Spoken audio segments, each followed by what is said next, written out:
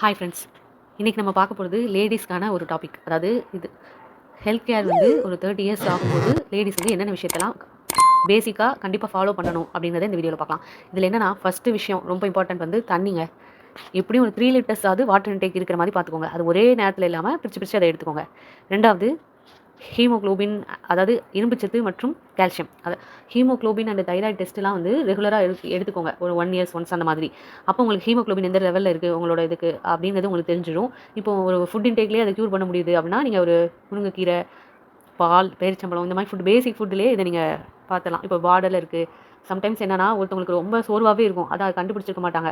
பார்த்தீங்க blood test பண்ணி பார்த்தீங்கன்னா ஹீமோக்ளோபின் லெவல் ரொம்ப கம்மியாக இருக்கும். அது என்னங்கிறத பார்த்து அதை க்யூர் பண்ணிக்கோங்க. தேர்ட் ஒன் வந்து மார்னிங் ஃபுட்டுங்க. அது எந்த விதத்துலையும் ஸ்கிப் பண்ணிடாதீங்க. இட்லி, தோசை இந்த மாதிரி நார்மல் ஃபுட்டே எடுத்து ஃபில்லப் பண்ணாமல் protein intake, egg, vegetables, fruits எது சிம்பிளாக ஈஸியாக மார்னிங் ரெடி பண்ண முடியுமோ அந்த மாதிரி ஃபுட் இன்டேக் ஃபாலோ பண்ணிக்கோங்க. நெக்ஸ்ட் ஒன் வந்து சிம்பிளான எக்ஸசைஸ். அதாவது பெருசாக பண்ண முடியாட்டியும் டைம் இல்லாட்டியும் ஒரு வீக்லி ட்வைஸ் த்ரைஸ் வந்து ஒரு வாக்கிங் 30 மினிட்ஸ் போகிறது, ஒரு ஸ்ட்ரெச்சிங் எக்ஸசைஸ், பிரீத்திங் எக்ஸசைஸ் பண்ணுறது, இந்த மாதிரி எதில் உங்களை இன்வால்வ் பண்ண முடியுமோ பண்ணிக்கோங்க. நெக்ஸ்ட் ஒன் வந்து 6 to 8 hours ஸ்லீப். இதை வந்து ஸ்லீப் கரெக்டாக இருந்தால் உங்களுக்கு நெக்ஸ்ட் டே வந்து ரொம்ப பவர்ஃபுல்லாக இருக்கும். நீங்கள் பண்ண வேண்டிய ரொட்டீனாக பண்ணுறதுக்கு உங்களுக்கு அது ரொம்ப சப்போர்ட்டிவாக இருக்கும். நெக்ஸ்ட் ஒன் வந்து உங்களுக்கான, இப்போ நீங்கள் நைட்டு தூங்க போகிறதுக்கு முன்னாடி நார்மலாக மொபைல் பார்க்குறதுக்கு பதிலாக ஏதாவது ஒரு பாட்டு கேட்குறது, ஏதோ ஒரு ஹாப்பியான உங்களுக்கான மீ டைமாக அதை ஸ்பெண்ட் பண்ணிக்கோங்க.